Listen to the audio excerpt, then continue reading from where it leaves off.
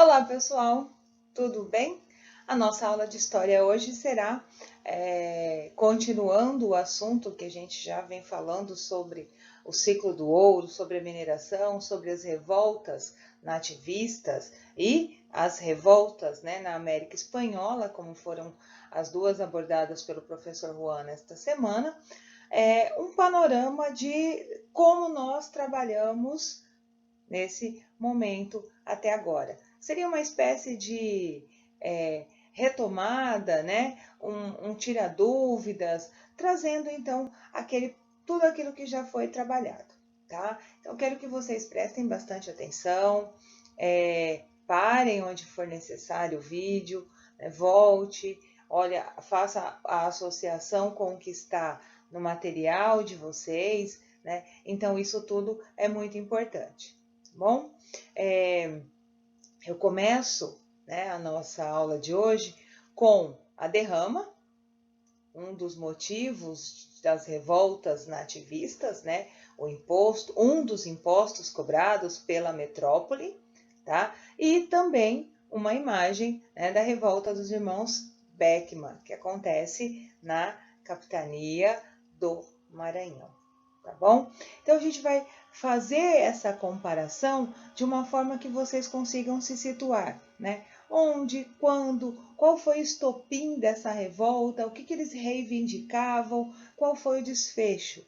Isso num panorama bem rápido para vocês conseguirem perceber as semelhanças dessas revoltas e, lógico, né, as diferenças, tá certo?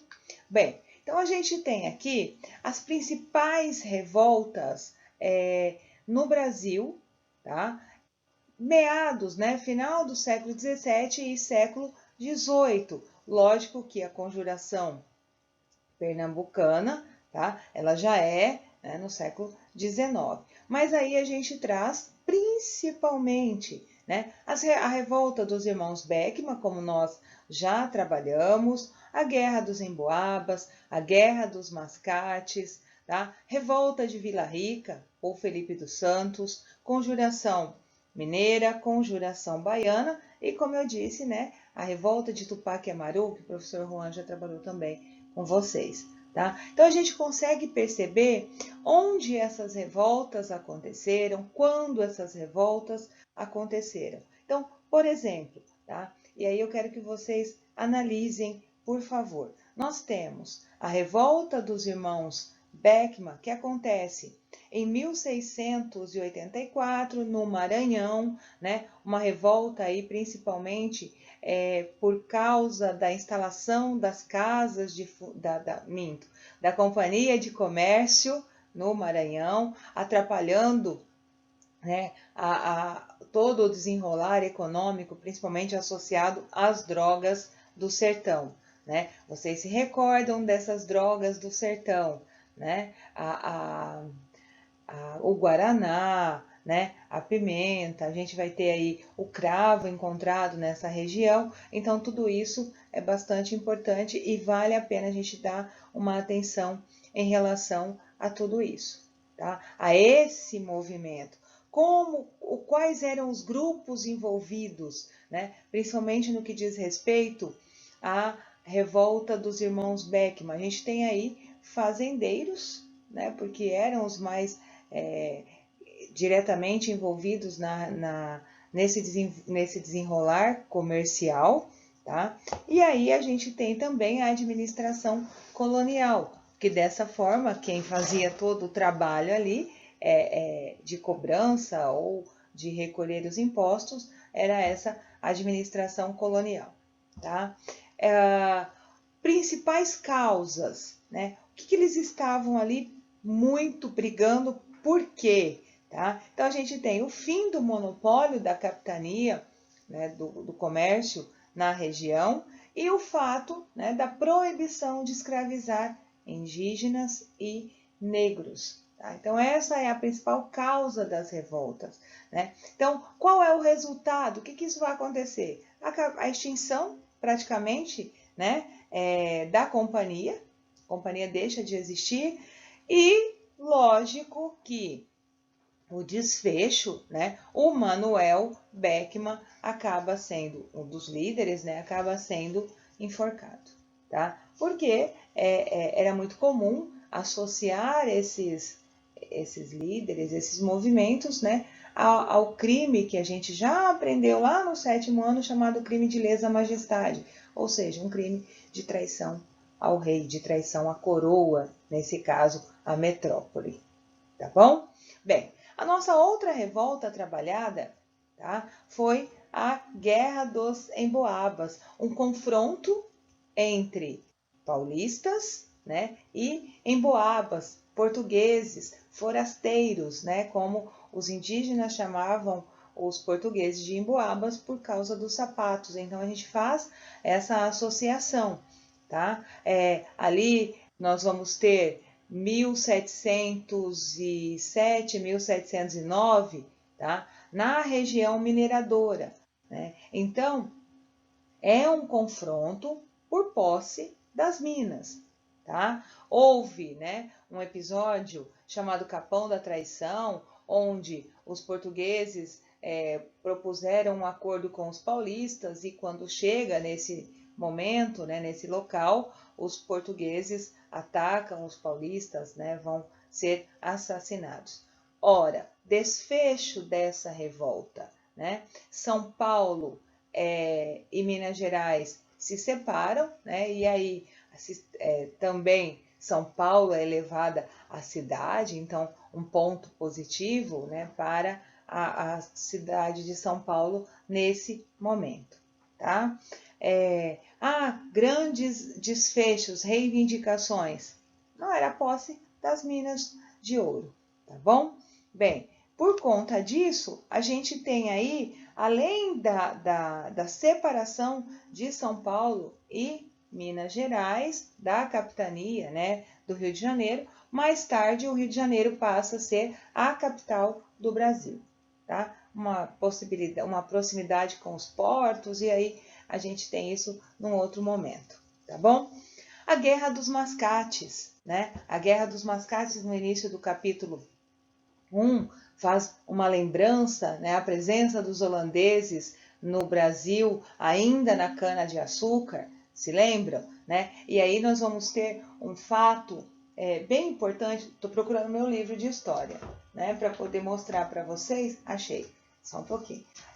Que nessa questão, a gente tem aqui essa presença dos holandeses e ele aponta isso no nosso livro, na página 16 e 17, por isso que eu estava procurando, né? Para que a gente faça essa retomada, tá? Então, o professor Juan trabalhou com vocês a Guerra dos Mascates, falando de todo esse desenrolar, né? Havia um problema econômico, porque o açúcar deixou de ser produzido, então o Nordeste já não era mais o centro açucareiro, tá? Por conta disso, houve um investimento e aí nós teremos uma disputa local entre Olinda e Recife, tá?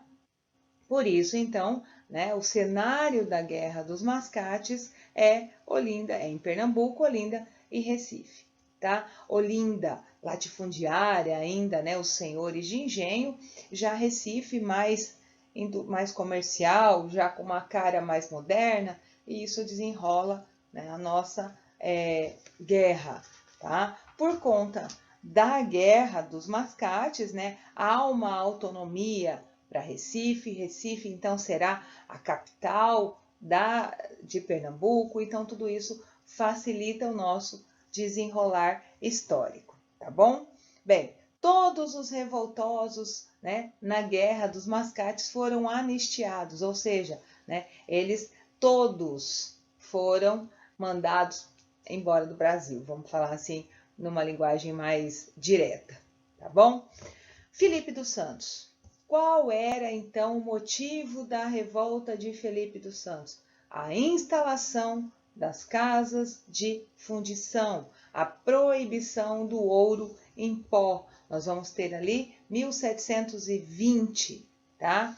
Então, um confronto entre mineradores e o governo de Minas Gerais, tá? Eles, principalmente, a preocupação desses mineiros, até porque a gente sabe, né? Não vou nem mencionar com vocês a série, a quantidade de ouro encontrado, né, o contrabando. Então a coroa estava preocupada com tudo isso. Cria-se a Intendência das Minas, lembra? Né? A Intendência das Minas era um órgão fiscalizador, as casas de fundição com a finalidade de proibir a circulação do ouro e pó, diminuir o contrabando e assim sucessivamente, tá?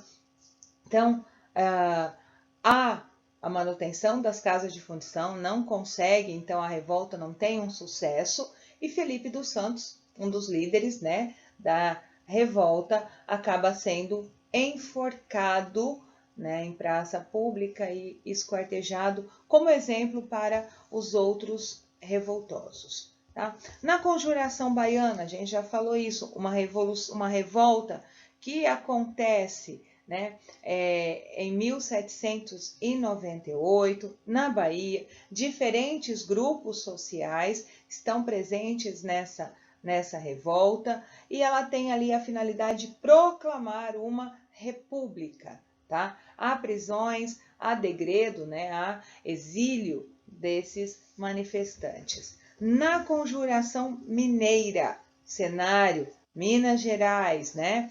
Qual era ali, o que eles reivindicavam? A gente tem diversos grupos sociais que estão reivindicando, tá, o fim da cobrança da derrama. Olha lá, nosso início, né? Então eles não querem mais pagar tantos impostos, querem, né, também uma república, querem liberdade, querem poder, né, desenvolver nessa capitania livremente. Tá? E dentro do movimento destaca-se Tiradentes, também já trabalhado em aulas anteriores. Tá bom? Na revolta de Tupac Amaru, que o professor Juan acabou de trabalhar com vocês, né, no vice-reino do Peru. E aí a gente tem também lutando pelo fim da cobrança dos impostos. Então, nesse cenário, gente, era só para vocês entenderem o que motiva, tá, cada uma dessas revoltas no Brasil colonial. Acredito que tenha ficado claro, que não tenha, né, restado nenhuma dúvida. Tá bom?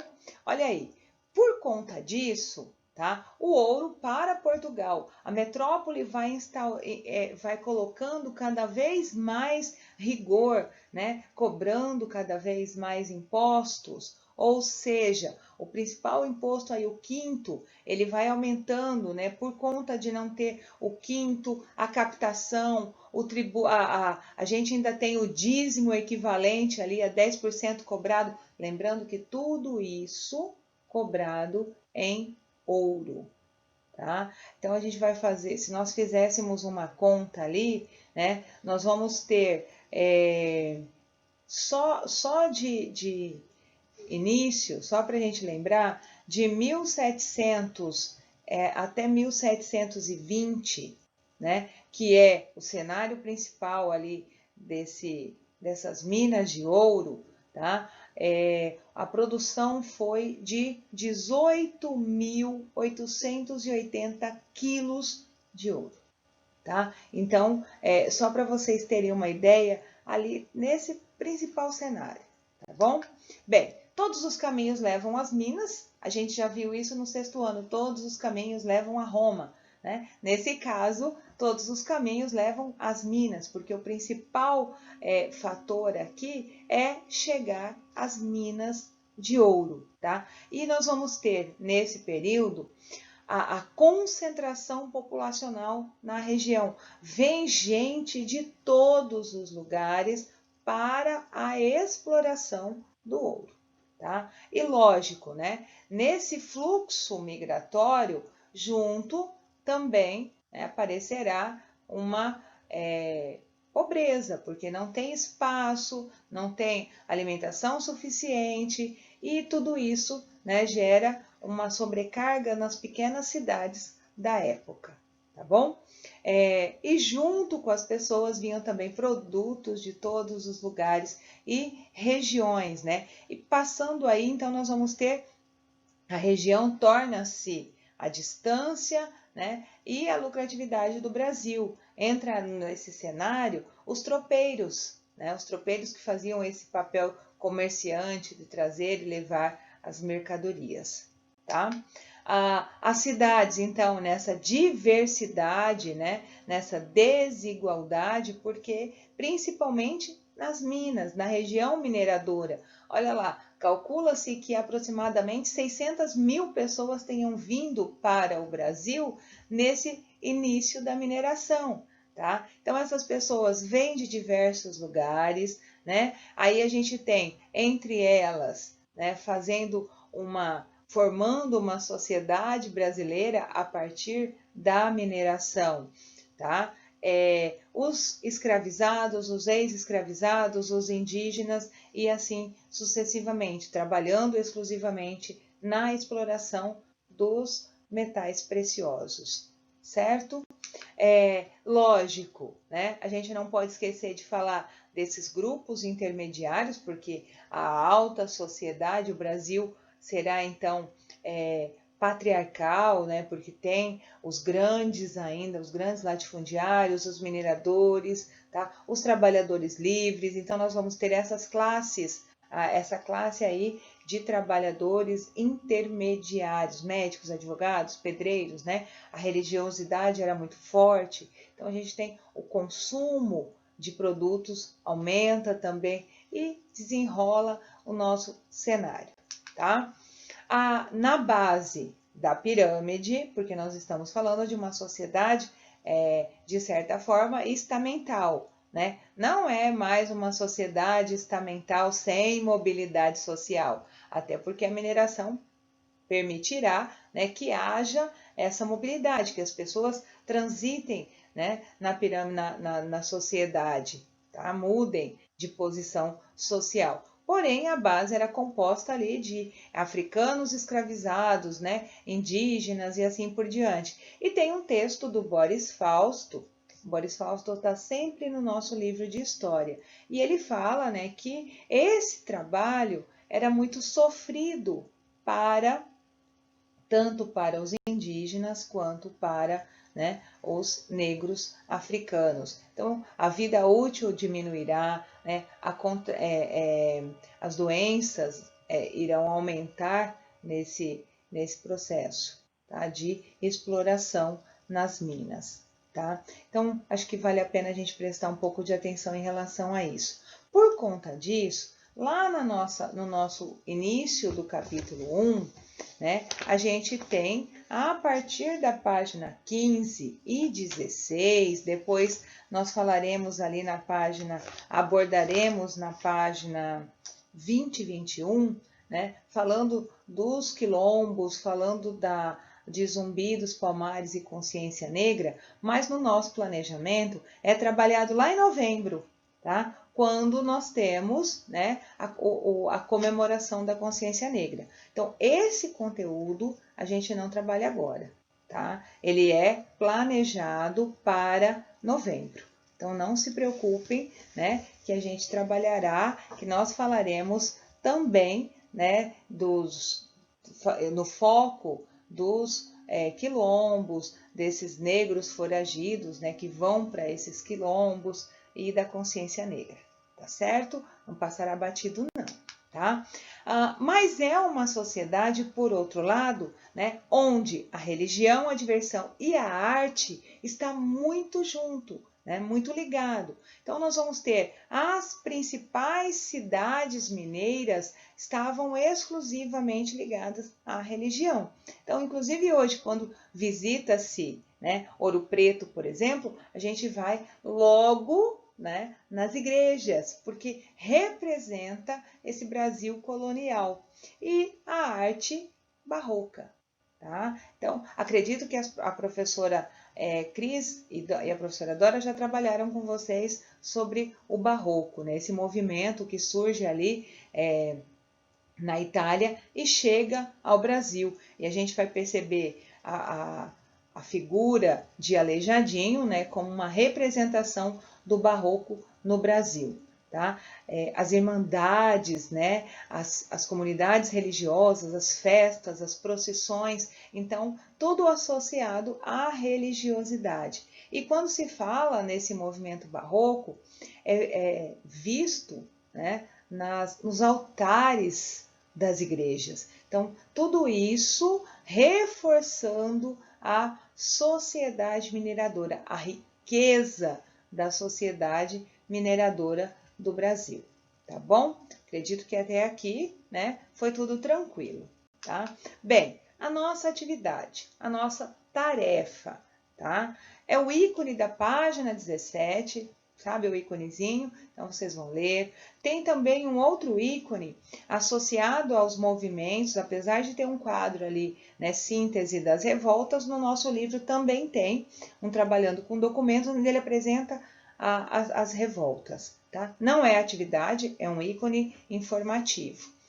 E também trabalharemos, né, ali na página 18 e 19, um documento, na verdade são 2 documentos, onde nós vamos fazer a interpretação desses 2 documentos associado aos movimentos, principalmente, tá, associado à Guerra dos Mascates, tá certo? Espero que tenha ficado claro, que vocês tenham entendido, então, as revoltas coloniais, né, as revoltas nativistas, tá? Um grande abraço e até a nossa próxima aula.